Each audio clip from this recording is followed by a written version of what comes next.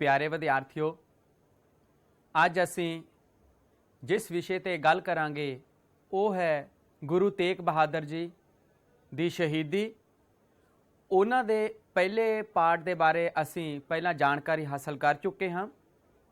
अज असी गुरु तेग बहादुर जी अते उन्हां दी शहीदी के बारे विस्तारपूर्वक जानकारी हासिल करांगे। जिवें कि तुहानूं पता ही है कि गुरु तेग बहादुर जी सिखां दे 9वें गुरु सन और उन्होंने हिंदू धर्म की रख्या के लिए अपनी शहीदी दी सी दिल्ली जाके। इस करके उन्होंने हिंद की चादर के नाम नाल भी जानिया जाता है। और उस समय अगर वो हिंदू धर्म की रख्या ना करते तो शायद हिंदू धर्म उस समय बड़े वड्डे खतरे दे विच सी और शायद वो खत्म भी हो जाता। तो अज असी विस्तारपूर्वक गुरु तेग बहादुर जी बारे जानकारी हासिल करांगे, जिस दे विच सब तो पहला असी उन्हां दे जीवन के बारे जानकारी हासिल करांगे। फर्स्ट पॉइंट है साडे कोल जन्म अते माता पिता।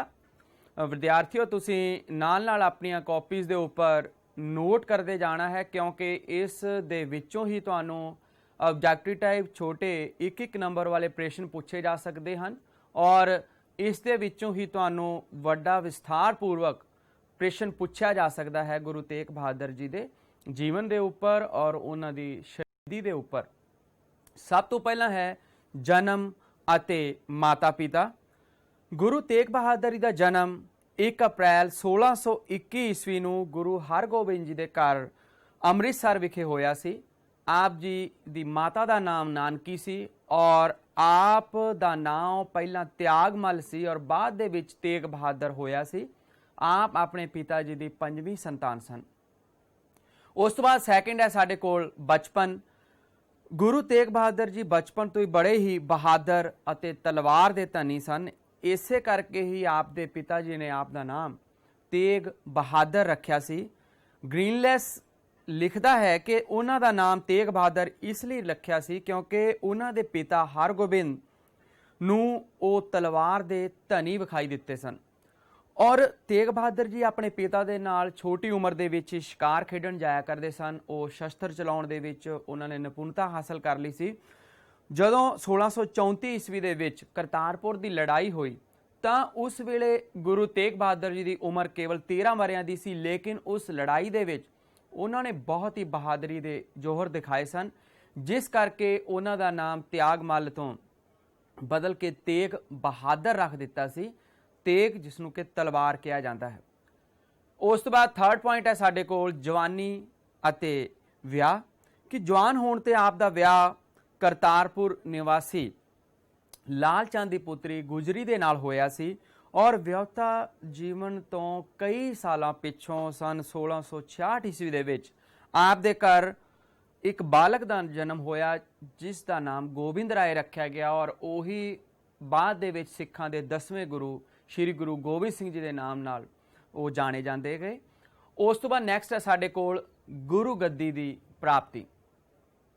गुरु गद्दी गुरु हरगोबिंद जी जो ज्योति जो समाए तां उस तो पिछों तेग बहादुर जी अपनी पत्नी और अपनी माता नूं लैके बाबे बकाले विखे आ गए सन और वो बहुत घरों बाहर बहुत ही घट दिखते सन, क्योंकि वो ज़्यादातर समा तपस्या दे विच ही अपना बतीत करते सन। कि ऐसा मन्निया जाता है कि एक पूरा पुट्टिया होया सी जिस दे विच बैठ के वो तपस्या करते सन। इस करके उस समय क्योंकि उन्होंने योग नहीं समझा गया और इसे करके उस वेले उन्होंने गद्दी नहीं दिती गई। तो बाद दे विच गुरु हर राय जी सिखां दे 7वें गुरु बने सन श्री गुरु हरगोबिंद जी तो बाद, और श्री गुरु हर राय तो बाद श्री गुरु हरकृष्ण जी नूं गद्दी मिली और उस तो बाद भी जाके सिखां दे 9वें गुरु गुरु तेग बहादुर जी वो बने सन।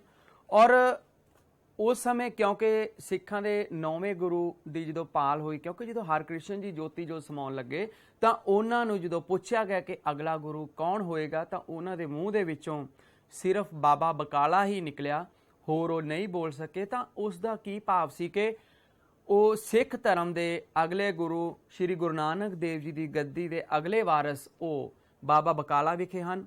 और जदों ये खबर बाबे बकाले विखे पहुंची ਕਿ ਸਿੱਖਾਂ ਦੇ 8ਵੇਂ ਗੁਰੂ ਹਰਕ੍ਰਿਸ਼ਨ ਜੀ ਨੇ ਮੂੰਹ ਦੇ ਵਿੱਚੋਂ ਲਾਸਟ ਟਾਈਮ ਅਖੀਰਲੇ ਸਮੇਂ ਬਾਬਾ ਬਕਾਲਾ ਉਚਾਰਨ ਕੀਤਾ ਹੈ, ਤਾਂ ਉਸ ਸਮੇਂ ਕਈ ਸੋਢੀ ਵੰਸ਼ ਦੇ ਵਿਅਕਤੀ ਆਪਣੇ ਆਪ ਨੂੰ ਸੱਚਾ ਗੁਰੂ ਅਖਵਾਉਣ ਲੱਗ ਪਏ ਸੀਗੇ, ਔਰ 22 ਵਿਅਕਤੀਆਂ ਨੇ ਉਸ ਸਮੇਂ ਬਾਬਾ ਬਕਾਲਾ ਵਿਖੇ ਆਪਣੇ ਆਪ ਨੂੰ ਗੁਰੂ ਘੋਸ਼ਿਤ ਕਰ ਦਿੱਤਾ ਸੀ, ਔਰ ਸਿੱਖਾਂ ਦੇ ਕੋਲੋਂ ਉਹਨਾਂ ਨੇ ਕਾਰ ਭੇਟਾ ਵੀ ਲੈਣੀ ਸ਼ੁਰੂ ਕਰ ਦਿੱਤੀ ਸੀ।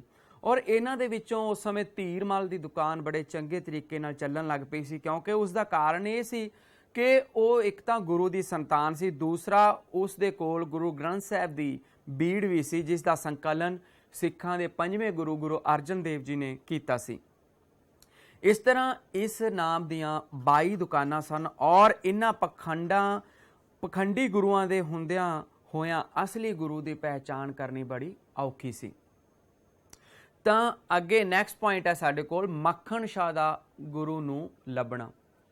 ਤਾਂ ਵਿਦਿਆਰਥੀਓ, ਕਿ ਸਿੱਖਾਂ ਦੇ 9ਵੇਂ ਗੁਰੂ ਸ਼੍ਰੀ ਗੁਰੂ ਤੇਗ ਬਹਾਦਰ ਜੀ ਦੀ ਭਾਲ ਉਹ ਮੱਖਣ ਸ਼ਾਹ ਲੁਬਾਣਾ ਨੇ ਕੀਤੀ ਸੀ, ਜਿਹੜਾ ਕਿ ਇੱਕ ਬਹੁਤ ਹੀ ਅਮੀਰ ਵਪਾਰੀ ਸੀ।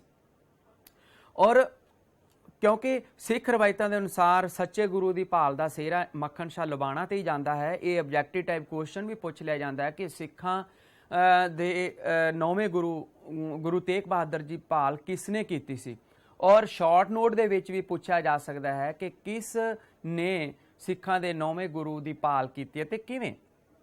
ਤਾਂ ਇਸ ਤਰ੍ਹਾਂ ਤੁਸੀਂ ਇਸ ਨੂੰ ਬੜੇ ਧਿਆਨ ਨਾਲ ਸੁਣਨਾ ਹੈ ਕਿ ਮੱਖਣ ਸ਼ਾਹ ਉਹ ਇੱਕ ਬਹੁਤ ਵੱਡਾ ਵਪਾਰੀ ਸੀ, ਔਰ ਗੁਜਰਾਤ ਦੇ ਇਲਾਕੇ ਦੇ ਵਿੱਚ ਉਹ ਵਪਾਰ ਕਰਦਾ ਸੀ।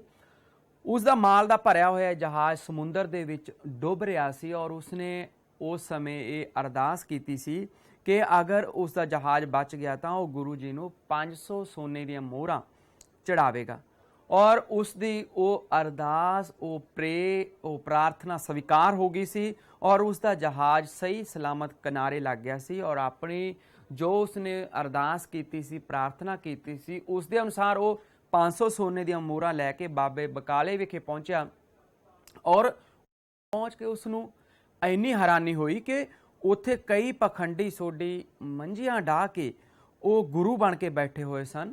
ਔਰ ਉਸ ਸਮੇਂ ਮੱਖਣ ਸ਼ਾਹ ਲੁਬਾਣਾ ਦੇ ਲਈ ਬੜਾ ਔਖਾ ਹੋ ਗਿਆ ਕਿ ਇਹ 500 ਸੋਨੇ ਦੀਆਂ ਮੋਹਰਾਂ ਉਹ ਕਿਹੜੇ ਗੁਰੂ ਨੂੰ ਦੇਵੇ। ਤਾਂ ਉਸਨੇ ਇੱਕ ਵਿਉਂਤ ਬਣਾਈ। ਉਸਨੇ ਇਹ ਕਿਹਾ ਕਿ ਉਹ ਹਰ ਕਿਸੇ ਗੁਰੂ ਜੋ ਆਪਣੇ ਆਪ ਨੂੰ ਮੰਨ ਰਿਹਾ ਹੈ ਉਸ ਦੇ ਅੱਗੇ ਉਹ 2-2 ਸੋਨੇ ਦੀਆਂ ਮੋਹਰਾਂ ਰੱਖੇਗਾ, ਔਰ ਜੋ ਵੀ ਅਸਲੀ ਗੁਰੂ ਹੋਵੇਗਾ ਉਹ ਆਪਣੇ ਆਪ ਬਾਕੀ ਸੋਨੇ ਦੀਆਂ ਮੋਹਰਾਂ ਉਹ ਮੰਗੇਗਾ। ਤਾਂ ਇਸ ਤਰ੍ਹਾਂ ਉਸਨੇ ਸਭ ਦੇ ਅੱਗੇ ਉਹ 2-2 ਮੋਹਰਾਂ ਰੱਖਣੀਆਂ ਸ਼ੁਰੂ ਕਰ ਦਿੱਤੀਆਂ, ਔਰ ਉਸਨੇ ਕਿਉਂਕਿ ਜਦੋਂ ਉਸ ਨੂੰ ਭਰੋਸਾ ਹੋ ਗਿਆ ਕਿ ਇਹਨਾਂ ਦੇ ਵਿੱਚੋਂ ਕੋਈ ਵੀ ਅਸਲੀ ਗੁਰੂ ਨਹੀਂ ਹੈ, ਤਾਂ ਉਸਨੇ ਇਹ ਪੁੱਛਿਆ ਕਿ ਕੋਈ ਹੋਰ ਵੀ ਇੱਥੇ ਸੋਢੀ ਹੈ ਜੋ ਕਿ ਆਪਣੇ ਆਪ ਨੂੰ ਗੁਰੂ ਮੰਨਦਾ ਹੈ। ਤਾਂ ਪਤਾ ਲੱਗਾ ਕਿ ਸ਼੍ਰੀ ਗੁਰੂ ਤੇਗ ਬਹਾਦਰ ਜੀ ਉਹ ਇਸ ਜਾਤੀ ਦੇ ਹਨ, ਪਰ ਉਹ ਆਪਣੇ ਆਪ ਨੂੰ ਗੁਰੂ ਬਣਾਉਣ ਦੇ ਇੱਛੁਕ ਨਹੀਂ ਹਨ। ਮੱਖਣ ਸ਼ਾਹ ਲੁਬਾਣਾ ਉਸ ਸਮੇਂ ਗੁਰੂ ਤੇਗ ਬਹਾਦਰ ਜੀ ਪਾਸ ਪਹੁੰਚ ਗਿਆ, ਤਾਂ ਉਸਨੇ ਵਿਆਉਣ ਦੇ ਅਨੁਸਾਰ ਉਸੇ ਤਰ੍ਹਾਂ ਹੀ 2 ਮੋਹਰਾਂ ਉਹ ਗੁਰੂ ਦੇ ਸਾਹਮਣੇ ਰੱਖ ਕੇ ਮੱਥਾ ਟੇਕਿਆ। ਤਾਂ ਗੁਰੂ ਤੇਗ ਬਹਾਦਰ ਜੀ ਇੱਕਦਮ ਬੋਲ ਉੱਠੇ ਕਿ ਮੱਖਣ ਸ਼ਾਹ, ਜਹਾਜ਼ ਬਚਾਉਣ ਲਈ ਤਾਂ ਤੂੰ 500 ਸੋਨੇ ਦੀਆਂ ਮੋਹਰਾਂ ਸੁੱਖੀਆਂ, ਔਰ ਹੁਣ ਕੇਵਲ 2 ਮੋਹਰਾਂ ਹੀ ਚਾੜ ਰਿਹਾ ਹੈ। ਤਾਂ ਮੱਖਣ ਸ਼ਾਹ ਨੇ ਬਾਕੀ ਦੀਆਂ 498 ਮੋਹਰਾਂ ਵੀ ਗੁਰੂ ਜੀ ਦੇ ਅੱਗੇ ਰੱਖ ਦਿੱਤੀਆਂ, ਔਰ ਉਹ ਖੁਸ਼ੀ ਦੇ ਮਾਰੇ ਉਸਨੇ ਨੱਚਣਾ ਸ਼ੁਰੂ ਕਰ ਦਿੱਤਾ, ਔਰ ਉਸਨੇ ਬੋਲਣਾ ਸ਼ੁਰੂ ਕਰ ਦਿੱਤਾ ਕਿ ਗੁਰੂ ਲਾਧੋਰੇ, ਗੁਰੂ ਲਾਧੋਰੇ। ਤਾਂ ਇਸ ਤਰ੍ਹਾਂ ਸਿੱਖਾਂ ਦੇ ਅਸਲੀ ਗੁਰੂ 9ਵੇਂ ਗੁਰੂ ਸ਼੍ਰੀ ਗੁਰੂ ਤੇਗ ਬਹਾਦਰ ਜੀ ਦੀ ਭਾਲ ਉਹ ਮੱਖਣ ਸ਼ਾਹ ਲੁਬਾਣਾ ਨੇ ਕੀਤੀ ਸੀਗੀ। ਤਾਂ ਇਸ ਤਰ੍ਹਾਂ ਸਿੱਖ ਧਰਮ ਨੂੰ ਸ਼੍ਰੀ ਗੁਰੂ ਨਾਨਕ ਦੇਵ ਜੀ ਦੀ ਗੱਦੀ ਦਾ ਉਹ 9ਵਾਂ ਵਾਰਿਸ ਉਹ ਲੱਭ ਗਿਆ ਸੀ, ਉਹ ਮਿਲ ਗਿਆ ਸੀ। ਤਾਂ ਇਸ ਤਰ੍ਹਾਂ ਗੁਰੂ ਤੇਗ ਬਹਾਦਰ ਜੀ 1664 ਈਸਵੀ ਤੋਂ ਲੈ ਕੇ 1675 ਈਸਵੀ ਤੱਕ ਉਹ ਗੁਰੂ ਗੱਦੀ ਤੇ ਬਿਰਾਜਮਾਨ ਰਹੇ ਸਨ। ਨੈਕਸਟ ਹੈ ਧੀਰਮਲ ਦੀ ਵਿਰੋਧਤਾ।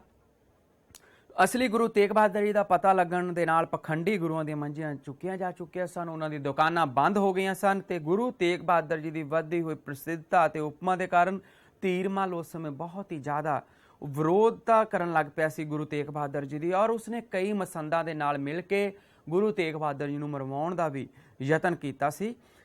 ਔਰ ਉਸ ਸਮੇਂ ਗੁਰੂ ਦਾ ਸਮਾਨ ਵੀ ਲੁੱਟ ਲਿਆ ਗਿਆ, ਔਰ ਗੁਰੂ ਜੀ ਨੂੰ ਨੁਕਸਾਨ ਵੀ ਪਹੁੰਚਾਇਆ ਗਿਆ। ਲੇਕਿਨ ਗੁਰੂ ਤੇਗ ਬਹਾਦਰ ਜੀ ਸ਼ਾਂਤ ਸੁਭਾਅ ਦੇ ਸਨ, ਉਹਨਾਂ ਨੇ ਗੁੱਸਾ ਨਹੀਂ ਕੀਤਾ। ਉਹਨਾਂ ਨੇ ਉਸ ਸਮੇਂ ਜਦੋਂ ਉਹਨਾਂ ਦਾ ਸਮਾਂ ਤਾਂ ਗੁਰੂ ਜੀ ਨੇ ਉਹਨਾਂ ਨੂੰ ਮਾਫ ਵੀ ਕਰ ਦਿੱਤਾ ਸੀ। ਔਰ ਇੱਕ ਬੀੜ ਜਿਹੜੀ ਕਿ ਗੁਰੂ ਅਰਜਨ ਦੇਵ ਜੀ ਨੇ ਖੁਦ ਗੁਰੂ ਗ੍ਰੰਥ ਸਾਹਿਬ ਆਦਿ ਗ੍ਰੰਥ ਦੀ ਬੀੜ ਸੀ, ਉਸ ਨੂੰ ਵੀ ਲੁੱਟ ਲਿਆ ਗਿਆ ਸੀਗਾ। ਲੇਕਿਨ ਬਾਅਦ ਦੇ ਵਿੱਚ ਗੁਰੂ ਤੇਗ ਬਹਾਦਰ ਜੀ ਦੇ ਕਹਿਣ ਤੇ ਉਹ ਬੀੜ ਵਾਪਸ ਕਰ ਦਿੱਤੀ ਗਈ ਤੀਰਮਾਲ ਨੂੰ। ਔਰ ਮੰਨਿਆ ਜਾਂਦਾ ਕਿ ਉਹ ਹਾਲੇ ਤੱਕ ਉਸੇ ਵੰਸ਼ ਦੇ ਵਿੱਚ ਉਹ ਹੈ। ਉਸ ਤੋਂ ਬਾਅਦ ਨੈਕਸਟ ਹੈ ਸਾਡੇ ਕੋਲ, ਇਹ ਤਾਂ ਅਸੀਂ ਪਹਿਲਾਂ ਅਸੀਂ ਕੀਤਾ ਕਿ ਗੁਰੂ ਤੇਗ ਬਹਾਦਰ ਦਾ ਜੀਵਨ। ਹੁਣ ਅਸੀਂ ਕਰਦੇ ਹਾਂ ਗੁਰੂ ਤੇਗ ਬਹਾਦਰ ਸਾਹਿਬ ਦੀਆਂ ਯਾਤਰਾਵਾਂ। ਸਭ ਤੋਂ ਪਹਿਲਾਂ ਹੈ ਕਿ ਗੁਰੂ ਜੀ ਦਾ ਅੰਮ੍ਰਿਤਸਰ ਵਿਖੇ ਜਾਣਾ। ਬਾਬੇ ਬਕਾਲੇ ਤੋਂ ਪਿੱਛੋਂ ਗੁਰੂ ਜੀ ਹਰਿਮੰਦਰ ਸਾਹਿਬ ਦੇ ਦਰਸ਼ਨ ਕਰਨ ਦੇ ਲਈ ਅੰਮ੍ਰਿਤਸਰ ਵੱਲ ਤੁਰ ਪਏ ਤਾਂ ਉਹ ਤਰਨ ਤਾਰਨ, ਖਡੂਰ ਸਾਹਿਬ ਅਤੇ ਗੋਇੰਦਵਾਲ ਸਾਹਿਬ ਦੇ ਦਰਸ਼ਨ ਕਰਕੇ ਉਹ ਅੰਮ੍ਰਿਤਸਰ ਪਹੁੰਚ ਗਏ ਸਨ। ਔਰ ਹਰਿਮੰਦਰ ਸਾਹਿਬ ਦੇ ਦਰਸ਼ਨ ਲਈ ਜਦੋਂ ਗਏ ਤਾਂ ਪੁਜਾਰੀਆਂ ਨੇ ਹਰਿਮੰਦਰ ਸਾਹਿਬ ਦੇ ਦਰਵਾਜ਼ੇ ਬੰਦ ਕਰ ਲਏ ਸਨ। ਉਸ ਦਾ ਕਾਰਨ ਇਹ ਇਤਿਹਾਸਕਾਰ ਮੰਨਦੇ ਹਨ ਕਿ ਗੁਰੂ ਜੀ ਦੇ ਨਾਮ ਤੇ ਜੋ ਚੜਾਵਾ ਚੜਾਇਆ ਜਾਂਦਾ ਸੀ ਉਸ ਦੇ ਵਿੱਚੋਂ ਬਹੁਤ ਹਿੱਸਾ ਉਹ ਪੁਜਾਰੀ ਆਪ ਹੜਪ ਕਰ ਜਾਂਦੇ ਸਨ। ਉਹ ਨਹੀਂ ਚਾਹੁੰਦੇ ਸਨ ਕਿ ਗੁਰੂ ਜੀ ਉਹਨਾਂ ਪਾਸੋਂ ਕੋਈ ਹਿਸਾਬ ਕਿਤਾਬ ਮੰਗਣ। ਤਾਂ ਪੁਜਾਰੀਆਂ ਦੇ ਇਸ ਤਰ੍ਹਾਂ ਦੇ ਵਿਹਾਰ ਨੂੰ ਦੇਖ ਕੇ ਗੁਰੂ ਜੀ ਨੇ ਆਖਿਆ ਕਿ ਅੰਮ੍ਰਿਤਸਰ ਦੇ ਗ੍ਰੰਥੀ ਦਿਲ ਦੇ ਕਾਲੇ ਅਤੇ ਲਾਲਚ ਦੀ ਅੱਗ ਵਿੱਚ ਸੜ ਰਹੇ ਹਨ। ਕਿਉਂਕਿ ਗੁਰੂ ਤੇਗ ਬਹਾਦਰ ਜੀ ਬਹੁਤ ਹੀ ਸ਼ਾਂਤ ਸੁਭਾਅ ਦੇ ਸਨ, ਇਸ ਕਰਕੇ ਉਹਨਾਂ ਨੇ ਲੜਾਈ ਝਗੜਾ ਕਰਨਾ ਠੀਕ ਨਾ ਸਮਝਿਆ ਤੇ ਵਾਪਸ ਜਾਣਾ ਹੀ ਠੀਕ ਸਮਝਿਆ। ਔਰ ਵਾਪਸ ਜਾਂਦੇ ਹੋਏ ਕੁਝ ਸਿੱਖਾਂ ਦੀ ਸ਼ਰਧਾ ਨੂੰ ਮੁੱਖ ਰੱਖ ਕੇ ਗੁਰੂ ਜੀ ਪਿੰਡ ਵੱਲੇ ਵਿਖੇ ਕੁਝ ਦਿਨ ਲਈ ਠਹਿਰੇ ਸਨ। ਉਸ ਤੋਂ ਬਾਅਦ ਨੈਕਸਟ ਹੈ ਆਨੰਦਪੁਰ ਦੀ ਸਥਾਪਨਾ। ਕੁਝ ਦੇਰ ਗੁਰੂ ਤੇਗ ਬਹਾਦਰ ਜੀ ਪਿੱਛੋਂ ਉਹ ਬਾਬੇ ਬਕਾਲੇ ਵਿਖੇ ਪਹੁੰਚੇ ਤਾਂ ਉੱਥੇ ਸੋਢੀ ਲੋਕ ਆਪ ਜੀ ਦੇ ਵੈਰੀ ਬਣੇ ਹੋਏ ਸਨ। ਔਰ ਉਹ ਕਿਉਂਕਿ ਉਹਨਾਂ ਦੀਆਂ ਦੁਕਾਨਾਂ ਉਹ ਬੰਦ ਹੋ ਗਈਆਂ ਸਨ, ਉੱਥੇ ਉਹ ਕੁਝ ਦੇਰ ਜ਼ਿਆਦਾ ਦੇਰ ਨਹੀਂ ਠਹਿਰੇ ਔਰ ਫਿਰ ਉੱਥੋਂ ਕੀਰਤਪੁਰ ਵਿਖੇ ਚਲੇ ਗਏ। ਕੀਰਤਪੁਰ ਵਿੱਚ ਵੀ ਧੀਰਮਲ ਅਤੇ ਉਸਦੇ ਵਿਰੋਧੀਆਂ ਨੇ ਗੁਰੂ ਜੀ ਦਾ ਵਿਰੋਧ ਕੀਤਾ ਔਰ ਗੁਰੂ ਜੀ ਨੂੰ ਤੰਗ ਕਰਨਾ ਸ਼ੁਰੂ ਕਰ ਦਿੱਤਾ ਔਰ ਇਸ ਤਰ੍ਹਾਂ ਮਜਬੂਰਨ ਉਹਨਾਂ ਨੇ ਕੀਰਤਪੁਰ ਵਿੱਚ ਛੱਡ ਦਿੱਤਾ। ਉਸ ਤੋਂ ਬਾਅਦ ਉਹਨਾਂ ਨੇ ਕਹਿਲੂਰ ਦੇ ਰਾਜੇ ਕੋਲੋਂ ਕੁਝ ਜ਼ਮੀਨ ਮੁੱਲ ਲੈ ਕੇ ਆਪ ਨੇ ਮਾਖੋਵਾਲ ਦੇ ਲਾਗੇ ਆਨੰਦਪੁਰ ਨਾਂ ਦੇ ਇੱਕ ਨਵੇਂ ਨਗਰ ਦੀ ਨੀਂਹ ਰੱਖੀ। ਔਰ ਉੱਥੇ ਵੀ ਆਪ ਦੇ ਸੰਬੰਧੀਆਂ ਦਾ ਵਤੀਰਾ ਆਪ ਦੇ ਨਾਲ ਠੀਕ ਨਹੀਂ ਸੀ, ਇਸ ਲਈ ਆਪ ਨੇ ਧਰਮ ਯਾਤਰਾ ਉੱਤੇ ਜਾਣ ਦਾ ਫੈਸਲਾ ਕਰ ਲਿਆ ਸੀ। ਉਸ ਤੋਂ ਬਾਅਦ ਨੈਕਸਟ ਹੈ ਮਾਲਵਾ ਤੇ ਬਾਂਗਰ ਦਾ ਦੌਰਾ। ਗੁਰੂ ਜੀ ਨੇ ਆਪਣੀ ਯਾਤਰਾ ਆਨੰਦਪੁਰ ਤੋਂ ਸ਼ੁਰੂ ਕੀਤੀ ਸੀ ਔਰ ਪਹਿਲਾਂ ਆਪ ਮਾਲਵੇ ਪਹੁੰਚੇ। ਉੱਥੋਂ ਗੁਰੂ ਜੀ ਨੇ ਮੂਲੋਵਾਲ, ਸੋਹੀਵਾਲਾ, ਢਿਲਵਾਂ, ਜੋਗਾ, ਪਪਾਲੀ, ਖੀਵਾ, ਭਿੱਖੀ, ਧਰਮਪੁਰ ਉਹਨਾਂ ਸਾਰੇ ਇਲਾਕਿਆਂ ਦੀਆਂ ਗੁਰੂ ਜੀ ਨੇ ਯਾਤਰਾਵਾਂ ਕੀਤੀਆਂ ਸਨ। ਉਸ ਤੋਂ ਬਾਅਦ ਨੈਕਸਟ ਹੈ ਸਰਕਾਰ ਦੇ ਮਨ ਵਿੱਚ ਸ਼ੱਕ। ਗੁਰੂ ਜੀ ਦੇ ਧਰਮ ਪ੍ਰਚਾਰ ਦੇ ਕਾਰਨ ਸਿੱਖ ਧਰਮ ਕਾਫੀ ਵਿਕਸਿਤ ਹੋ ਗਿਆ ਸੀ ਔਰ ਗੁਰੂ ਸਾਹਿਬ ਦੇ ਪ੍ਰਚਾਰ ਦੇ ਕੰਮਾਂ ਦੀ ਸਫਲਤਾ ਵੱਲ ਵੇਖਦੇ ਹੋਏ ਸਰਕਾਰ ਦੇ ਮਨ ਦੇ ਵਿੱਚ ਸ਼ੱਕ ਪੈ ਗਿਆ ਕਿ ਕਿਤੇ ਇਹ ਪ੍ਰਚਾਰ ਦੀ ਨਵੀਂ ਲਹਿਰ ਸਰਕਾਰ ਲਈ ਹਾਨੀਕਾਰਕ ਸਿੱਧ ਨਾ ਹੋਵੇ। ਔਰ ਇਸ ਲਈ ਮੈਲਕੌਮ ਅਤੇ ਫਰਸਟਰ ਦੇ ਵਿਚਾਰ ਅਨੁਸਾਰ ਗੁਰੂ ਜੀ ਨੂੰ ਔਰੰਗਜ਼ੇਬ ਦੇ ਦਰਬਾਰ ਵਿੱਚ ਪੇਸ਼ ਹੋਣਾ ਪਿਆ ਸੀ। ਪਰ ਰਾਜਾ ਜੈ ਸਿੰਘ ਨੇ ਔਰੰਗਜ਼ੇਬ ਨੂੰ ਸਮਝਾਇਆ ਕਿ ਗੁਰੂ ਜੀ ਤਾਂ ਸ਼ਾਂਤ ਸੁਭਾਅ ਦੇ ਸੰਤ ਹਨ, ਇਹਨਾਂ ਪਾਸੋਂ ਸਰਕਾਰ ਨੂੰ ਕੋਈ ਖਤਰਾ ਨਹੀਂ ਹੈ ਔਰ ਇਸ ਲਈ ਰਾਮ ਸਿੰਘ ਦੀ ਜ਼ਮਾਨਤ ਨਾਲ ਗੱਲ ਖਤਮ ਹੋ ਗਈ। ਲੇਕਿਨ ਕੁਝ ਇਤਿਹਾਸਕਾਰ ਇਸ ਵਿਚਾਰ ਦੇ ਨਾਲ ਸਹਿਮਤ ਨਹੀਂ ਹਨ ਕਿ ਗੁਰੂ ਜੀ ਨੂੰ ਦਿੱਲੀ ਬੁਲਾਇਆ ਗਿਆ ਹੋਵੇ। ਉਹਨਾਂ ਦਾ ਵਿਚਾਰ ਹੈ ਕਿ ਇਸ ਗੱਲ ਵਿੱਚ ਜੈਪੁਰ ਦੇ ਰਾਜੇ ਨੇ ਨਾ ਦਖਲ ਦੇ ਕੇ ਗੁਰੂ ਜੀ ਨੂੰ ਔਰੰਗਜ਼ੇਬ ਦੇ ਗੁੱਸੇ ਤੋਂ ਬਚਾ ਲਿਆ ਸੀ। ਉਸ ਤੋਂ ਬਾਅਦ ਨੈਕਸਟ ਹੈ ਸਾਡੇ ਕੋਲ ਪਟਨਾ ਵਿਖੇ। ਤਾਂ ਗੁਰੂ ਜੀ ਗਿਆ ਤੋਂ ਪਟਨਾ ਵੱਲ ਗਏ। ਜਾਂਦੇ ਹੋਏ ਰਾਹ ਦੇ ਵਿੱਚ ਇੱਕ ਨਦੀ ਆਈ ਜਿਸ ਦਾ ਨਾਮ ਕਰਮਨਾਸ਼ ਸੀਗਾ ਔਰ ਲੋਕਾਂ ਦੇ ਵਿੱਚ ਇਸ ਗੱਲ ਦਾ ਵਿਸ਼ਵਾਸ ਬਣਿਆ ਹੋਇਆ ਸੀ ਕਿ ਜਿਹੜਾ ਵੀ ਇਸ ਨਦੀ ਦੇ ਵਿੱਚ ਇਸ਼ਨਾਨ ਕਰਦਾ ਹੈ ਉਸ ਦੀਆਂ ਸਾਰੀਆਂ ਚੰਗਿਆਈਆਂ ਖਤਮ ਹੋ ਜਾਂਦੀਆਂ ਹਨ।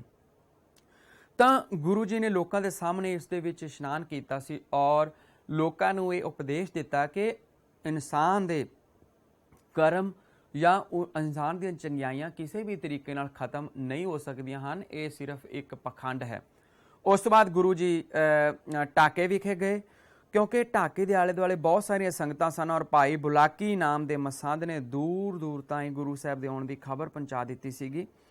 ਉੱਥੇ ਹੀ ਗੋਬਿੰਦ ਰਾਏ ਜੀ ਦੇ ਜਨਮ ਦੀ ਸੂਚਨਾ ਮਿਲੀ ਸੀ। ਉਸ ਸਮੇਂ ਢਾਕੇ ਵਿਖੇ ਸਨ ਗੁਰੂ ਤੇਗ ਬਹਾਦਰ ਜੀ। ਜਦੋਂ ਬਾਲਕ ਗੋਬਿੰਦ ਰਾਏ ਜੀ ਦਾ ਜਨਮ ਹੋਇਆ ਸੀ ਤਾਂ ਗੁਰੂ ਜੀ ਨੇ ਪਟਨੇ ਦੀ ਸੰਗਤ ਨੂੰ ਇੱਕ ਪੱਤਰ ਲਿਖਿਆ ਜਿਸ ਵਿੱਚ ਆਪਣੇ ਪਰਿਵਾਰ ਅਤੇ ਸਾਹਿਬਜ਼ਾਦੇ ਦੀ ਦੇਖਭਾਲ ਲਈ ਆਖਿਆ ਗਿਆ ਸੀ। ਔਰ ਢਾਕੇ ਤੋਂ ਗੁਰੂ ਜੀ ਬੰਗਾਲ ਦੇ ਲੰਬੇ ਸਫ਼ਰ ਉੱਤੇ ਚਲੇ ਗਏ ਸੀਗੇ ਔਰ ਅੱਜ ਵੀ ਚਟਾਗਾਮ, ਸਾਂਦੀਪ, ਸਿਲਹਟ ਅਤੇ ਲਸ਼ਕਰ ਆਦਿ ਵਿੱਚ ਉਹਨਾਂ ਦੀ ਯਾਤਰਾ ਦੇ ਸਬੂਤ ਮਿਲਦੇ ਹਨ। ਉਸ ਤੋਂ ਬਾਅਦ ਹੈ ਗੁਰੂ ਜੀ ਅਸਾਮ ਦੇ ਵਿੱਚ। ਗੁਰੂ ਤੇਗ ਬਹਾਦਰ ਜੀ ਅਸਾਮ ਦੇ ਵਿੱਚ ਧਰਮ ਪ੍ਰਚਾਰ ਲਈ ਗਏ। ਉੱਥੇ ਗੁਰੂ ਜੀ ਰੰਗਮਤੀ ਦੇ ਸਥਾਨ ਤੇ ਪਹੁੰਚੇ ਔਰ ਉੱਥੇ ਆਪ ਜੀ ਦੀ ਮੁਲਾਕਾਤ ਔਰੰਗਜ਼ੇਬ ਦੇ ਸੈਨਾਪਤੀ ਰਾਜਾ ਰਾਮ ਸਿੰਘ ਨਾਲ ਹੋਈ ਸੀ, ਕਿਉਂਕਿ ਰਾਜਾ ਰਾਮ ਸਿੰਘ ਔਰੰਗਜ਼ੇਬ ਦੇ ਆਦੇਸ਼ ਦੇ ਨਾਲ ਅਸਾਮ ਦੇ ਉੱਪਰ ਹਮਲਾ ਕਰਨ ਦੇ ਲਈ ਪਹੁੰਚਿਆ ਹੋਇਆ ਸੀ, ਲੇਕਿਨ ਅਸਾਮ ਦੇ ਵਿੱਚ ਉਸ ਸਮੇਂ ਕੋਈ ਵੀ ਜਿੱਤ ਪ੍ਰਾਪਤ ਨਹੀਂ ਕਰ ਸਕਿਆ ਸੀ, ਕਿਉਂਕਿ ਅਸਾਮ ਇੱਕ ਤਾਂ ਉੱਥੋਂ ਦੀ ਭੂਗੋਲਿਕ ਸਥਿਤੀ ਇਹੋ ਜਿਹੀ ਸੀ ਕਿ ਲੜਨਾ ਸੌਖਾ ਕੰਮ ਨਹੀਂ ਸੀ। ਦੂਸਰਾ, ਅਸਾਮ ਦੇ ਲੋਕ ਮੰਨਿਆ ਜਾਂਦਾ ਹੈ ਕਿ ਉਸ ਸਮੇਂ ਜਾਦੂ ਟੋਣਾ ਬਹੁਤ ਜਾਣਦੇ ਸਨ। ਇਸ ਤਰ੍ਹਾਂ ਉਸ ਔਰੰਗਜ਼ੇਬ ਦੇ ਸੈਨਾਪਤੀ ਰਾਜਾ ਰਾਮ ਸਿੰਘ ਨੇ ਗੁਰੂ ਜੀ ਨੂੰ ਪ੍ਰੇ ਕੀਤੀ ਸੀ, ਪ੍ਰਾਰਥਨਾ ਕੀਤੀ ਉਹਨਾਂ ਨੂੰ ਕਿ ਉਹ ਉਹਨਾਂ ਦਾ ਸਾਥ ਦੇਣ। ਤਾਂ ਉਹ ਕਹਿੰਦੇ ਕਿ ਗੁਰੂ ਜੀ ਦੇ ਨਾਲ ਹੋਣ ਦੇ ਕਾਰਨ ਉਸ ਸਮੇਂ ਉਹਨਾਂ ਦੀ ਅਸਾਮ ਦੀ ਸੈਨਾ ਦੀ ਕੋਈ ਪੇਸ਼ ਨਹੀਂ ਚੱਲੀ ਸੀ। ਉਸ ਤੋਂ ਬਾਅਦ ਨੈਕਸਟ ਹੈ ਗੁਰੂ ਜੀ ਤੁਬਰੀ ਦੇ ਵਿੱਚ, ਕਿ ਉਹੀ ਅਸਾਮ ਵਾਲੀ ਸੈਨਾ ਉਹੀ ਸੇਮ ਉਸ ਦੇ ਨਾਲ ਹੀ ਜੁੜਿਆ ਹੋਇਆ ਪੁਆਇੰਟ ਕਿ ਗੁਰੂ ਜੀ ਤੁਬਰੀ ਦੇ ਵਿੱਚ ਕਿ ਜਦੋਂ ਮੁਗਲ ਸੈਨਾਵਾਂ ਅੱਗੇ ਵਧੀਆਂ ਤਾਂ ਅਸਾਮ ਦੀਆਂ ਸੈਨਾਵਾਂ ਵੀ ਸਾਹਮਣੇ ਆਈਆਂ ਔਰ ਦੋਨਾਂ ਦੇ ਵਿਚਕਾਰ ਇੱਕ ਭਿਆਨਕ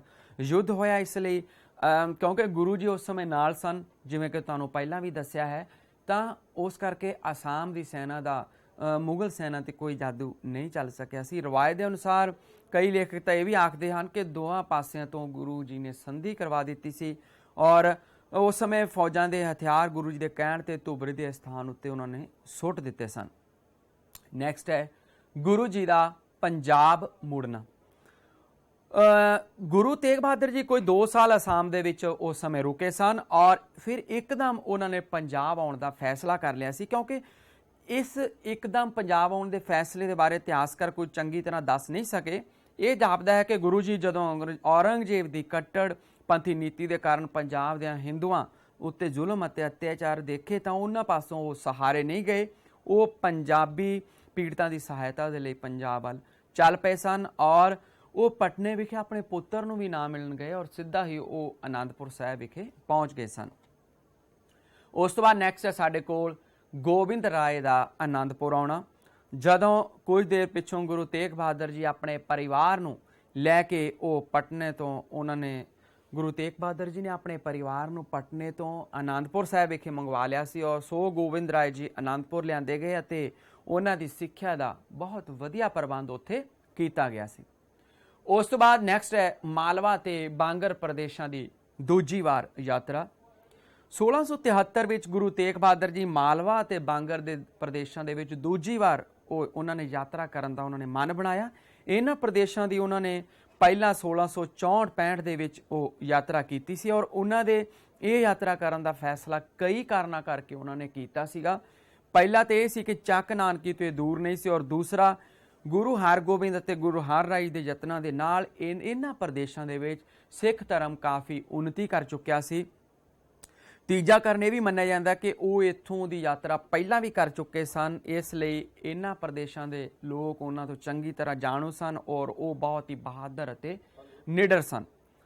ਸੋ ਸਭ ਤੋਂ ਪਹਿਲਾਂ ਗੁਰੂ ਜੀ ਸੈਫਾਬਾਦ ਗਏ। ਉੱਥੋਂ ਦੇ ਮੁਖੀ ਸੈਫ ਖਾਨ ਨੇ ਗੁਰੂ ਜੀ ਦਾ ਦਿਲੀ ਸਵਾਗਤ ਕੀਤਾ। ਗੁਰੂ ਜੀ ਉੱਥੇ 3-4 ਮਹੀਨੇ ਠਹਿਰੇ ਸਨ। ਉੱਥੋਂ ਉਹ ਮਲੋਵਾਲ ਚਲੇ ਗਏ, ਉੱਥੇ ਉਹਨਾਂ ਨੇ ਪਾਣੀ ਲਈ ਨਵੇਂ ਖੂਹ ਵੀ ਪਟਵਾਏ ਸਨ ਔਰ ਉਸ ਤੋਂ ਪਿੱਛੋਂ ਆਪਣੇ ਬਾਂਗਰ ਪ੍ਰਦੇਸ਼ ਵਿੱਚ ਉਹ ਪ੍ਰਵੇਸ਼ ਕਰ ਗਏ ਸੀ ਔਰ ਇਸ ਇਲਾਕੇ ਵਿੱਚ ਆਪ ਧਮਦਾਨ ਪਹੁੰਚੇ ਔਰ ਉੱਥੋਂ ਹੁੰਦੇ ਹੋਏ ਉਹ ਚੱਕ ਨਾਨਕੀ ਪਹੁੰਚ ਗਏ ਸਨ। ਆਪ ਦੇ ਮਾਲਵਾ ਪ੍ਰਦੇਸ਼ਾਂ ਦੀ ਯਾਤਰਾ ਬਹੁਤ ਹੀ ਸਫਲ ਰਹੀ ਸੀ, ਕਿਉਂਕਿ ਉਹਨਾਂ ਦੀਆਂ ਸਿੱਖਿਆਵਾਂ ਦੇ ਨਾਲ, ਉਹਨਾਂ ਦੇ ਧਰਮ ਪ੍ਰਚਾਰ ਦੇ ਨਾਲ ਲੋਕਾਂ ਦੇ ਉੱਪਰ ਬਹੁਤ ਹੀ ਪ੍ਰਭਾਵ ਪਿਆ ਸੀ ਔਰ ਗੁਰੂ ਜੀ ਦਾ ਲੋਕਾਂ ਨਾਲ ਸਿੱਧਾ ਸੰਪਰਕ ਹੋ ਗਿਆ ਸੀਗਾ ਔਰ ਕਈ ਸਮੱਸਿਆਵਾਂ ਹੱਲ ਕਰਨ ਦੇ ਵਿੱਚ ਗੁਰੂ ਜੀ ਨੇ ਬਹੁਤ ਵੱਡੀ ਭੂਮਿਕਾ ਉਸ ਸਮੇਂ ਨਿਭਾਈ ਸੀ। ਇਹਨਾਂ ਖੇਤਰਾਂ ਦੇ ਵਿੱਚ ਗੁਰੂ ਜੀ ਨੇ ਕਈ ਪ੍ਰਚਾਰ ਕੇਂਦਰ ਸਥਾਪਿਤ ਕੀਤੇ ਸਨ ਔਰ ਉਸੇ ਕਾਰਨ ਸਰਕਾਰੀ ਹਲਕਿਆਂ ਦੇ ਵਿੱਚ ਉਹਨਾਂ ਨੇ ਸਰਕਾਰੀ ਹਲਕਿਆਂ ਵਿੱਚ ਉਸ ਸਮੇਂ ਕਈ ਗਲਤਫਹਿਮੀਆਂ ਉਸ ਸਮੇਂ ਪੈਦਾ ਹੋ ਗਈਆਂ ਸੀ ਔਰ ਲੋਕਾਂ ਦੇ ਵਿੱਚ ਇੱਕ ਨਵਾਂ ਉਤਸ਼ਾਹ ਪੈਦਾ ਹੋ ਗਿਆ ਸੀ। ਲੇਕਿਨ ਸਰਕਾਰ ਦੇ ਮਨ ਦੇ ਵਿੱਚ ਇੱਕ ਵੱਡਾ ਸ਼ੱਕ ਪੈਦਾ ਹੋਣਾ ਸ਼ੁਰੂ ਹੋ ਗਿਆ ਸੀ ਕਿ ਇਸ ਦੇ ਨਾਲ ਕਿਤੇ ਉਹਨਾਂ ਦੇ ਧਰਮ ਨੂੰ ਕੋਈ ਖਤਰਾ ਪੈਦਾ ਤਾਂ ਨਹੀਂ ਹੋਣ ਵਾਲਾ ਔਰ ਇਸ ਤਰ੍ਹਾਂ ਯਾਤਰਾ ਦਾ ਬਹੁਤ ਵੱਡਾ ਇੱਕ ਪ੍ਰਭਾਵ ਪਿਆ ਸੀ ਲੋਕਾਂ ਦੇ ਉੱਪਰ। ਉਸ ਤੋਂ ਬਾਅਦ ਨੈਕਸਟ ਸਾਡੇ ਕੋਲ ਕਸ਼ਮੀਰੀ ਪੰਡਤਾਂ ਦੀ ਪੁਕਾਰ ਕਿ ਔਰੰਗਜ਼ੇਬ ਕਿਉਂਕਿ ਹਰ ਯੋਗ ਢੰਗ ਦੇ ਨਾਲ ਇਸਲਾਮ ਦਾ ਪ੍ਰਚਾਰ ਕਰ ਰਿਹਾ ਸੀ ਔਰ ਉਹ ਭਾਰਤ ਦੇ ਕਾਫਿਰਾਂ ਨੂੰ ਭਾਰਤ ਨੂੰ ਕਾਫਰਾਂ ਦੀ ਧਰਤੀ ਆਖਦਾ ਸੀਗਾ ਔਰ ਧਰਤੀ ਨੂੰ ਇਸਲਾਮ ਦੀ ਧਰਤੀ ਵਿੱਚ ਬਦਲਣ ਦੇ ਉਹ ਸੁਪਨੇ ਲੈ ਰਿਹਾ ਸੀ।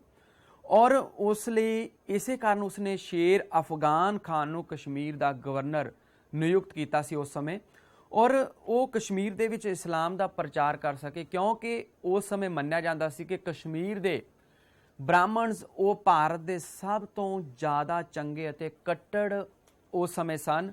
ਔਰ ਇਸੇ ਕਰਕੇ ਉਸਨੇ ਸ਼ੇਰ ਅਫਗਾਨ ਨੂੰ ਉੱਥੋਂ ਦਾ ਗਵਰਨਰ ਉਸ ਸਮੇਂ ਨਿਯੁਕਤ ਕੀਤਾ ਸੀ, ਔਰ ਉਸ ਦਾ ਮੰਨਣਾ ਸੀ ਕਿ ਅਗਰ ਉਹ ਉਸ ਸਮੇਂ ਦੇ ਕਸ਼ਮੀਰੀ ਪੰਡਤਾਂ ਨੂੰ ਮੁਸਲਮਾਨ ਬਣਾ ਲੈਣਗੇ ਤਾਂ ਕੁਦਰਤੀ ਤੌਰ 'ਤੇ ਬਾਕੀ ਸਾਰੇ ਭਾਰਤ ਦੇ ਪੰਡਤ ਉਹ ਉਸ ਸਮੇਂ ਮੁਸਲਮਾਨ ਬਣ ਜਾਣੇ ਸਨ।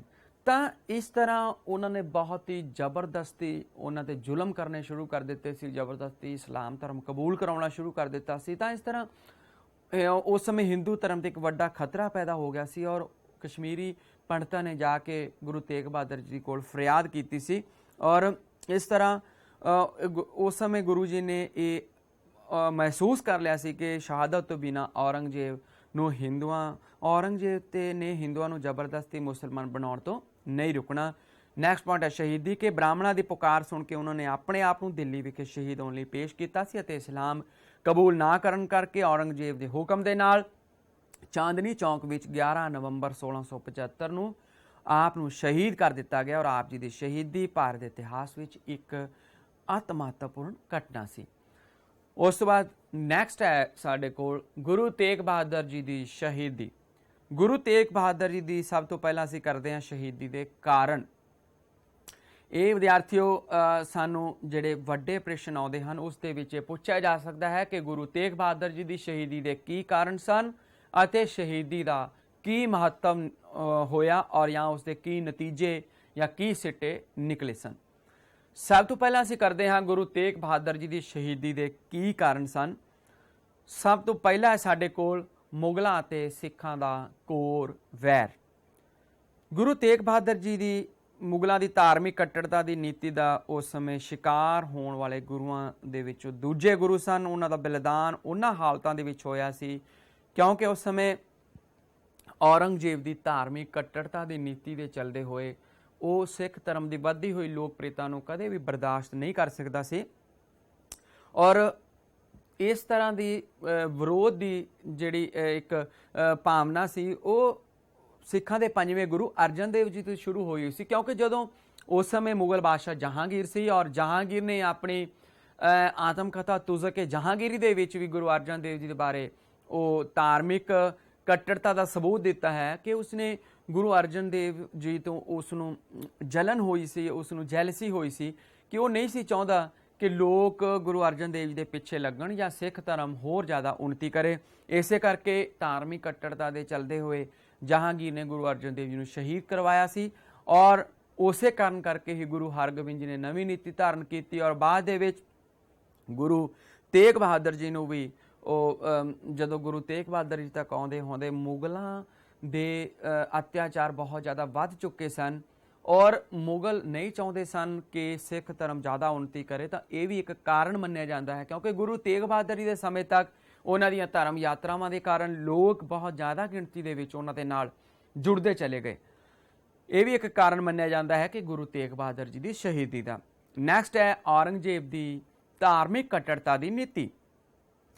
ਔਰੰਗਜ਼ੇਬ ਇੱਕ ਕੱਟੜ ਸੁੰਨੀ ਮੁਸਲਮਾਨ ਸੀ ਔਰ ਗੁਰੂ ਜੀ ਦੀ ਸ਼ਹੀਦੀ ਦਾ ਮੁੱਖ ਕਾਰਨ ਔਰੰਗਜ਼ੇਬ ਦੀ ਧਾਰਮਿਕ ਕੱਟੜਤਾ ਦੀ ਨੀਤੀ ਹੀ ਸੀ।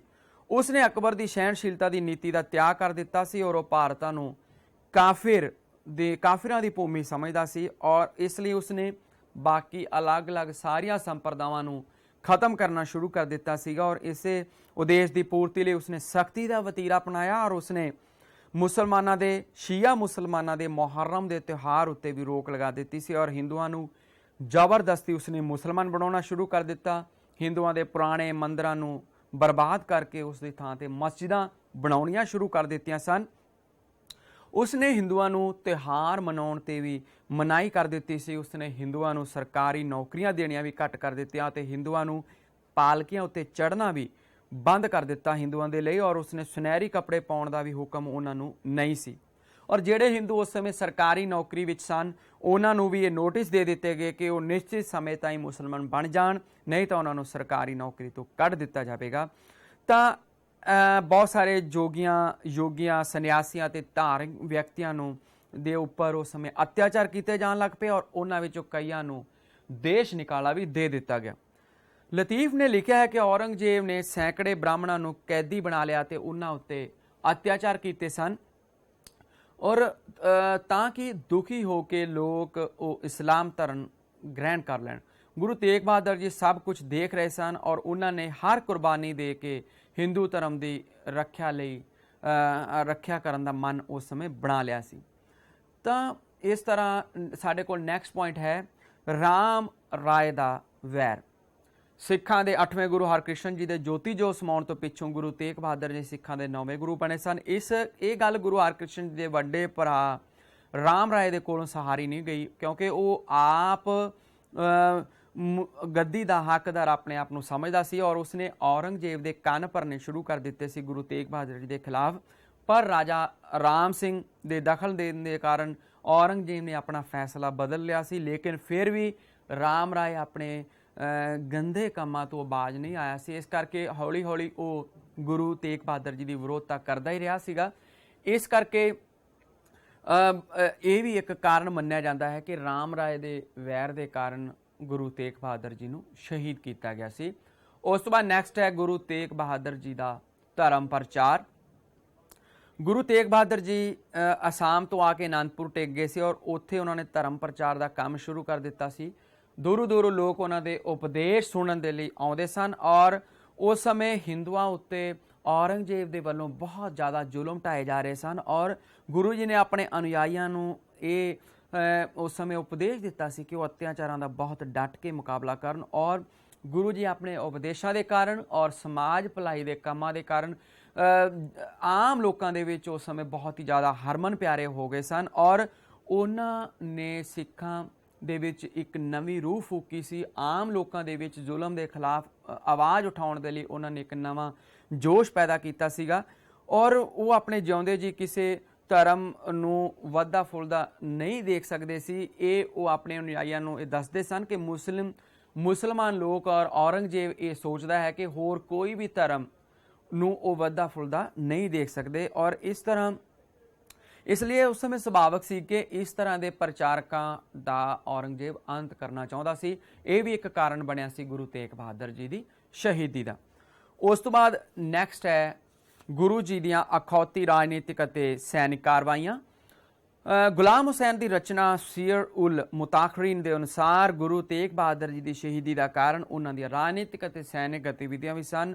ਉਸਨੇ ਲਿਖਿਆ ਕਿ ਗੁਰੂ ਜੀ ਉੱਚੇ ਮਨਸੂਬਿਆਂ ਵਾਲੇ ਸਨ, ਉਹਨਾਂ ਦੇ ਬਹੁਤ ਅਨੁਯਾਈ ਸਨ ਔਰ ਜੋ ਉਹਨਾਂ ਦਾ ਬਹੁਤ ਸਾਥ ਦਿੰਦੇ ਸਨ ਔਰ ਕਿਉਂਕਿ ਉਸ ਸਮੇਂ ਗੁਰੂ ਜੀ ਉੱਪਰ ਇਹ ਵੀ ਮੰਨਿਆ ਜਾਂਦਾ ਕਿ ਉਹਨਾਂ ਨੇ ਇਲਾਕੇ ਦੇ ਵਿੱਚ ਲੁੱਟ ਮਾਰ ਦੀਆਂ ਵੀ ਕਾਰਵਾਈਆਂ ਕੀਤੀਆਂ, ਲੇਕਿਨ ਬਹੁਤ ਸਾਰੇ ਇਤਿਹਾਸਕਾਰ ਇਸ ਤੱਥ ਨੂੰ ਠੀਕ ਨਹੀਂ ਮੰਨਦੇ। ਉਸ ਤੋਂ ਬਾਅਦ ਨੈਕਸਟ ਹੈ ਔਰੰਗਜ਼ੇਬ ਉੱਤੇ ਨਕਸ਼ਬੰਦੀਆਂ ਦਾ ਪ੍ਰਭਾਵ। ਨਕਸ਼ਬੰਦੀ ਲਹਿਰ ਉਹ ਸ਼ੁਰੂ ਕੀਤੀ ਗਈ ਸੀ ਸਿਰਫ ਸਿੱਖਾਂ ਦੇ ਵੱਧਦੇ ਹੋਏ ਪ੍ਰਭਾਵ ਨੂੰ ਰੋਕਣ ਦੇ ਲਈ। ਸ਼ੇਖ ਅਹਿਮਦ ਸਰਹੰਦੀ ਇਸ ਨਕਸ਼ਬੰਦੀ ਲਹਿਰ ਦਾ ਜਨਮਦਾਤਾ ਸੀ ਔਰ ਔਰੰਗਜ਼ੇਬ ਦੇ ਸਮੇਂ ਉਸ ਦਾ ਪੁੱਤਰ ਸ਼ੇਖ ਮਾਸੂਮ ਉਸ ਸਮੇਂ ਉਹ ਨਕਸ਼ਬੰਦੀ ਲਹਿਰ ਦਾ ਨੇਤਾ ਸੀਗਾ। ਇਸ ਤਰ੍ਹਾਂ ਨਕਸ਼ਬੰਦੀਆਂ ਨੇ ਵੀ, ਕਿਉਂਕਿ ਔਰੰਗਜ਼ੇਬ ਜਦੋਂ ਉਹ ਬੱਚਾ ਸੀ ਤਾਂ ਉਸ ਦੇ ਉੱਪਰ ਸ਼ੇਖ ਅਹਿਮਦ ਸਰਹੰਦੀ ਦਾ ਬੜਾ ਪ੍ਰਭਾਵ ਸੀ ਔਰ ਉਸ ਦੀ ਸੋਚ ਨੇ ਔਰੰਗਜ਼ੇਬ ਦੇ ਉੱਪਰ ਬੜਾ ਅਸਰ ਪਾਇਆ ਸੀ ਔਰ ਇਸੇ ਕਾਰਨ ਕਰਕੇ ਬਾਅਦ ਦੇ ਵਿੱਚ ਔਰੰਗਜ਼ੇਬ ਇੱਕ ਕੱਟੜਤਾ ਵਾਲਾ ਵਿਅਕਤੀ ਬਣ ਗਿਆ ਸੀ ਔਰ ਉਹ ਨਹੀਂ ਚਾਹੁੰਦਾ ਸੀ ਕਿ ਕਿਸੇ ਵੀ ਤਰੀਕੇ ਨਾਲ ਕੋਈ ਹੋਰ ਧਰਮ ਵਧੇ ਫੁੱਲੇ। ਇਹ ਵੀ ਇੱਕ ਮੇਨ ਕਾਰਨ ਮੰਨਿਆ ਜਾਂਦਾ ਹੈ ਗੁਰੂ ਤੇਗ ਬਹਾਦਰ ਜੀ ਸ਼ਹੀਦੀ ਦਾ। ਉਸ ਤੋਂ ਬਾਅਦ ਨੈਕਸਟ ਹੈ ਕਸ਼ਮੀਰੀ ਪੰਡਤਾਂ ਦੀ ਪੁਕਾਰ। ਕਸ਼ਮੀਰੀ ਪੰਡਤਾਂ ਦੀ ਪੁਕਾਰ, ਕਿਉਂਕਿ ਤੁਸੀਂ ਸਾਰੇ ਹੀ ਛੋਟੀਆਂ ਕਲਾਸਿਸ ਦੇ ਵਿੱਚ ਪਿਛਲੀਆਂ ਜਮਾਤਾਂ ਦੇ ਵਿੱਚ ਤੁਸੀਂ ਇਹ ਸੁਣਿਆ ਹੋਣਾ ਹੈ, ਪੜ੍ਹਿਆ ਹੈ ਕਿ ਗੁਰੂ ਤੇਗ ਬਹਾਦਰ ਜੀ ਦੀ ਸ਼ਹੀਦੀ ਦੇ ਤਤਕਾਲੀ ਕਾਰਨ ਕਸ਼ਮੀਰੀ ਪੰਡਤਾਂ ਦੀ ਪੁਕਾਰ ਸੀ, ਕਿਉਂਕਿ ਕਸ਼ਮੀਰੀ ਬ੍ਰਾਹਮਣ ਉਹ ਸਭ ਤੋਂ ਜ਼ਿਆਦਾ ਆਪਣੇ ਧਰਮ ਦੇ ਕੱਟੜ ਮੰਨੇ ਜਾਂਦੇ ਸਨ ਭਾਰਤ ਦੇ ਵਿੱਚ ਔਰ ਔਰੰਗਜ਼ੇਬ ਨੂੰ ਇਹ ਗੱਲ ਸਮਝ ਆ ਗਈ ਸੀ ਕਿ ਅਗਰ ਉਹ ਕਸ਼ਮੀਰ ਦੇ ਬ੍ਰਾਹਮਣਸ ਨੂੰ ਜਾਂ ਕਸ਼ਮੀਰ ਦੇ ਪੰਡਤਾਂ ਨੂੰ ਅਗਰ ਉਹ ਮੁਸਲਮਾਨ ਬਣਾ ਲੈਂਦਾ ਹੈ ਤਾਂ ਕੁਦਰਤੀ ਤੌਰ 'ਤੇ ਬਾਕੀ ਸਾਰੇ ਭਾਰਤ ਦੇ ਬ੍ਰਾਹਮਣ ਜਾਂ ਪੰਡਤ ਉਹ ਆਪਣੇ ਆਪ ਹੀ ਮੁਸਲਮਾਨ ਬਣ ਜਾਣਗੇ। ਤਾਂ ਇਸ ਕਰਕੇ ਉਸਨੇ ਜ਼ਬਰਦਸਤੀ ਬਹੁਤ ਜ਼ਿਆਦਾ ਜ਼ੁਲਮ ਕਰਨੇ ਸ਼ੁਰੂ ਕਰ ਦਿੱਤੇ ਸਨ ਕਸ਼ਮੀਰੀ ਪੰਡਤਾਂ ਦੇ ਉੱਪਰ ਉਹਨਾਂ ਨੂੰ ਮਾਰਨਾ ਸ਼ੁਰੂ ਕਰ ਦਿੱਤਾ ਸੀ, ਉਹਨਾਂ ਨੂੰ ਜ਼ਬਰਦਸਤੀ ਮੁਸਲਿਮ ਬਣਾਉਣਾ ਸ਼ੁਰੂ ਕਰ ਦਿੱਤਾ ਸੀ। ਤਾਂ ਇਸ ਕਾਰਨ ਕਰਕੇ ਉਹਨਾਂ ਪੰਡਤਾਂ ਨੇ ਇਕੱਠੇ ਹੋ ਕੇ ਗੁਰੂ ਤੇਗ ਬਹਾਦਰ ਜੀ ਕੋਲ ਜਾ ਕੇ ਫਰਿਆਦ ਕੀਤੀ ਸੀ ਕਿ ਉਹਨਾਂ ਨੂੰ ਬਚਾਇਆ ਜਾਵੇ। ਤਾਂ ਜਦੋਂ ਉਹਨਾਂ ਨੇ, ਕਿਉਂਕਿ ਉਸ ਸਮੇਂ ਉਹਨਾਂ ਦਾ ਬੇਟਾ ਬਾਲ ਗੋਬਿੰਦ ਵੀ ਉੱਥੇ ਨਾਲ ਹੀ ਬੈਠੇ ਸੀਗੇ, ਔਰ ਜਦੋਂ ਉਹਨਾਂ ਦੀ ਗੱਲ ਸੁਣੀ ਤਾਂ ਗੁਰੂ ਤੇਗ ਬਹਾਦਰ ਜੀ ਨੇ ਬਹੁਤ ਸੋਚ ਕੇ ਕਿਹਾ ਕਿ ਇਸ ਸਮੇਂ ਕਿਸੇ ਮਹਾਨ ਵਿਅਕਤੀ ਜਾਂ ਮਹਾਨ ਸ਼ਖਸੀਅਤ ਦੇ ਬਲਿਦਾਨ ਦੀ ਲੋੜ ਹੈ। ਤਾਂ ਅਚਾਨਕ ਹੀ ਨਾਲ ਬੈਠੇ ਉਹਨਾਂ ਦੇ ਬੇਟੇ ਬਾਲ ਗੋਬਿੰਦ ਨੇ ਕਿਹਾ ਕਿ ਪਿਤਾ ਜੀ, ਤੁਹਾਡੇ ਤੋਂ ਮਹਾਨ ਵਿਅਕਤੀ ਇਸ ਵੇਲੇ ਹੋਰ ਕੌਣ ਹੋ ਸਕਦਾ। ਤਾਂ ਆਪਣੇ ਛੋਟੇ ਜਿਹੇ ਬੇਟੇ ਦੇ ਮੂੰਹੋਂ ਇਸ ਤਰ੍ਹਾਂ ਦੀ ਗੱਲ ਸੁਣ ਕੇ ਅਚਾਨਕ ਹੀ ਉਹਨਾਂ ਨੇ ਨਿਸ਼ਚਾ ਕਰ ਲਿਆ ਕਿ ਉਹ ਹੀ ਹਿੰਦੂ ਧਰਮ ਦੀ ਰੱਖਿਆ ਦੇ ਲਈ ਬਲਿਦਾਨ ਦੇਣਗੇ। ਤਾਂ ਇਸ ਤਰ੍ਹਾਂ ਉਹਨਾਂ ਨੇ ਆਪ ਦਿੱਲੀ ਜਾਣ ਦਾ ਫੈਸਲਾ ਕਰ ਲਿਆ ਸੀ, ਗੁਰੂ ਤੇਗ ਬਹਾਦਰ ਜੀ ਦਾ ਦਿੱਲੀ ਵੱਲ ਜਾਣਾ।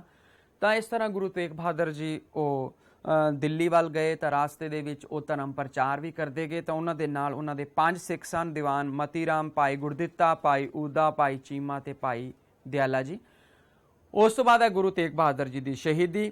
ਗੁਰੂ ਤੇਗ ਬਹਾਦਰ ਜੀ ਨੂੰ ਆਪਣੇ 5 ਅਨੁਯਾਈਆਂ ਸਮੇਤ ਬੰਦੀ ਬਣਾ ਕੇ ਉਹਨਾਂ ਨੂੰ ਦਿੱਲੀ ਲਿਆਂਦਾ ਗਿਆ, ਔਰ ਉਹਨਾਂ ਤੇ ਬਹੁਤ ਜ਼ਿਆਦਾ ਉਹਨਾਂ ਨੂੰ ਤਸੀਹੇ ਦਿੱਤੇ ਗਏ ਤਾਂ ਕਿ ਉਹ ਮੁਸਲਿਮ ਧਰਮ ਕਬੂਲ ਕਰ ਲੈਣ, ਪਰ ਉਹਨਾਂ ਦੇ ਉੱਪਰ ਕਿਸੇ ਤਰ੍ਹਾਂ ਦਾ ਕੋਈ ਅਸਰ ਨਹੀਂ ਹੋਇਆ। ਔਰ ਉਹਨਾਂ ਨੂੰ ਇਹ ਵੀ ਕਿਹਾ ਗਿਆ ਕਿ ਜਾਂ ਤਾਂ ਉਹ ਇਸਲਾਮ ਧਰਮ ਕਬੂਲ ਕਰ ਲੈਣ ਜਾਂ ਉਹ ਕੋਈ ਚਮਤਕਾਰ ਵਿਖਾਉਣ, ਔਰ ਇਹ ਦੋਵੇਂ ਹੀ ਸਿੱਖ ਧਰਮ ਦੇ ਵਿਰੁੱਧ ਸਨ।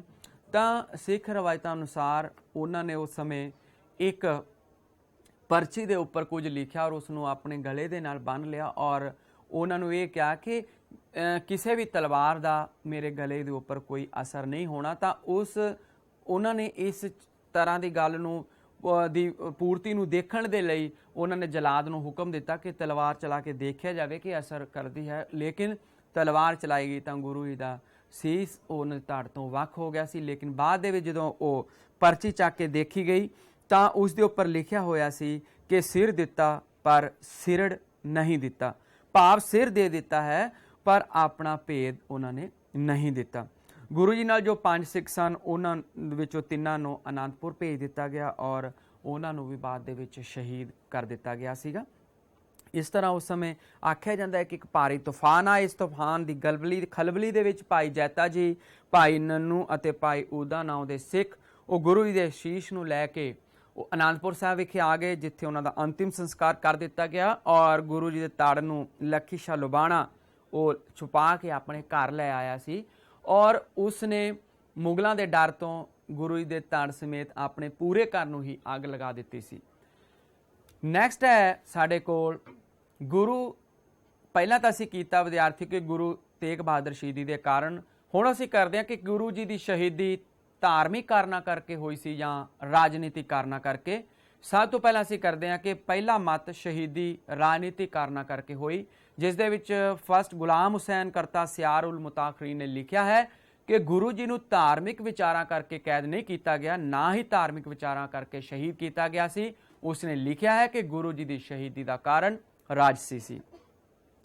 ਉਸ ਤੋਂ ਬਾਅਦ ਕਨਿੰਗਮ ਗੁਲਾਮ ਹੁਸੈਨ ਦੇ ਵਿਚਾਰ ਨਾਲ ਸਹਿਮਤ ਹਨ। ਉਸਨੇ ਲਿਖਿਆ ਹੈ ਕਿ ਵਿਚਾਰਾਂ ਦੀ ਪੁਸ਼ਟੀ ਕਰਦੇ ਹੋਏ ਕਹਿੰਦਾ ਹੈ ਕਿ ਗੁਰੂ ਸਾਹਿਬ ਦਾ ਆਪਣੇ ਅਨੁਯਾਈਆਂ ਨੂੰ ਕਹਿਣਾ ਕਿ ਉਹਨਾਂ ਨੂੰ ਸਦਾ ਹਥਿਆਰ ਧਾਰਨ ਕਰਨ ਦੀ ਆਗਿਆ ਦਾ ਪਾਲਣ ਕਰਨਾ ਚਾਹੀਦਾ ਹੈ, ਗੁਰੂ ਸਾਹਿਬ ਦੀ ਸ਼ਾਹੀ ਭਾਵਨਾ ਦੀ ਲਖਾਇਕ ਹੈ ਕਿ ਉਹਨਾਂ ਦੀ ਸੰਤ ਭਾਵਨਾ ਦੀ। ਉਸ ਤੋਂ ਬਾਅਦ ਪਿਨਕੋਟ ਨੇ ਵੀ ਉਤਲੇ ਵਿਚਾਰਾਂ ਦੀ ਪੁਸ਼ਟੀ ਕੀਤੀ ਤੇ ਲਿਖਿਆ ਹੈ ਕਿ ਇਹ ਨਿਸ਼ਚਿਤ ਹੈ ਕਿ ਗੁਰੂ ਤੇਗ ਬਹਾਦਰ ਨੇ ਆਪਣੇ ਜੀਵਨ ਕਾਲ ਵਿੱਚ ਮੁਸਲਿਮ ਸ਼ਾਸਕ ਦੇ ਘੋਰ ਵਿਰੋਧ ਦੇ ਵਿੱਚ ਬਤੀਤ ਕੀਤਾ। ਉਸ ਤੋਂ ਬਾਅਦ ਸਰ ਜਾਦੂਨਾਥ ਸਰਕਾਰ ਨੇ ਵੀ ਉਤਲੇ ਲੇਖਕਾਂ ਦੇ ਵਿਚਾਰਾਂ ਨਾਲ ਸਹਿਮਤੀ ਪ੍ਰਗਟ ਕਰਦਾ ਹੈ। ਉਸਨੇ ਲਿਖਿਆ ਹੈ ਕਿ ਗੁਰੂ ਜੀ ਕੇਵਲ ਧਾਰਮਿਕ ਨੇਤਾ ਹੀ ਨਹੀਂ ਸਨ, ਸਗੋਂ ਇੱਕ ਸੈਨਿਕ ਨੇਤਾ ਵੀ ਸਨ, ਜਿਨ੍ਹਾਂ ਨੇ ਅਸਾਮ ਵਿੱਚ ਮੁਗਲ ਸੈਨਾ ਦਾ ਸਾਥ ਦਿੱਤਾ ਸੀ। ਦੂਜਾ ਮਤ ਹੈ ਸ਼ਹੀਦੀ ਧਾਰਮਿਕ ਕਾਰਨਾਂ ਕਰਕੇ ਸੀ। ਗੁਰੂ ਗੋਬਿੰਦ ਸਿੰਘ ਦੁਆਰਾ ਰਚਿਤ ਬਚਿੱਤਰ ਨਾਟਕ ਵਿੱਚ ਸਾਫ਼ ਲਿਖਿਆ ਹੋਇਆ ਕਿ ਗੁਰੂ ਤੇਗ ਬਹਾਦਰ ਜੀ ਦੀ ਸ਼ਹੀਦੀ ਧਾਰਮਿਕ ਕਾਰਨਾਂ ਕਰਕੇ ਹੋਈ ਸੀ। ਉਹਨਾਂ ਨੇ ਲਿਖਿਆ ਹੈ ਕਿ ਗੁਰੂ ਹਰਕ੍ਰਿਸ਼ਨ ਤੋਂ ਪਿੱਛੋਂ ਗੁਰੂ ਤੇਗ ਬਹਾਦਰ ਆਏ, ਜਿਨ੍ਹਾਂ ਨੇ ਹਿੰਦੂਆਂ ਦੇ ਸਾਹਮਣੇ ਵਾਲੇ ਚਿੰਨ੍ਹ ਅਤੇ ਜਨੇਊ ਦੀ ਰੱਖਿਆ ਕੀਤੀ ਹੈ ਅਤੇ ਕਲਯੁਗ ਵਿੱਚ ਵੀਰਤਾ ਦਾ ਸਾਹਸ ਦਿਖਾਉਂਦੇ ਹੋਏ ਚੰਗੇ ਲੋਕਾਂ ਦੀ ਰੱਖਿਆ ਲਈ ਆਪਣੇ ਪ੍ਰਾਣਾਂ ਦਾ ਬਲੀਦਾਨ ਦੇ ਦਿੱਤਾ। ਇਸੇ ਤਰ੍ਹਾਂ ਸਿੱਖ ਇਤਿਹਾਸ ਉੱਤੇ ਹਿੰਦੂ ਭੂਸ਼ਣ ਬੈਨਰਜੀ ਨੇ ਵੀ ਚੰਗੀ ਖੋਜ ਕੀਤੀ। ਉਹਨਾਂ ਦਾ ਵਿਚਾਰ ਹੈ ਕਿ ਗੁਰੂ ਤੇਗ ਬਹਾਦਰ ਜੀ ਦੀ ਸ਼ਹੀਦੀ ਔਰੰਗਜ਼ੇਬ ਦੀ ਧਾਰਮਿਕ ਕੱਟੜਤਾ ਦੇ ਕਾਰਨ ਹੋਈ ਸੀ। ਗੁਰੂ ਤੇਗ ਬਹਾਦਰ ਜੀ ਜਿਹੇ ਸੰਤ ਸੁਭਾਅ ਦੇ ਵਿਰੁੱਧ ਇਹ ਦੋਸ਼ ਲਗਾਉਣਾ ਕਿ ਉਹਨਾਂ ਨੇ ਪਹਾੜੀ ਇਲਾਕਿਆਂ ਨੂੰ ਲੁੱਟਿਆ ਸਰਾਸਰ ਗਲਤ ਹੈ।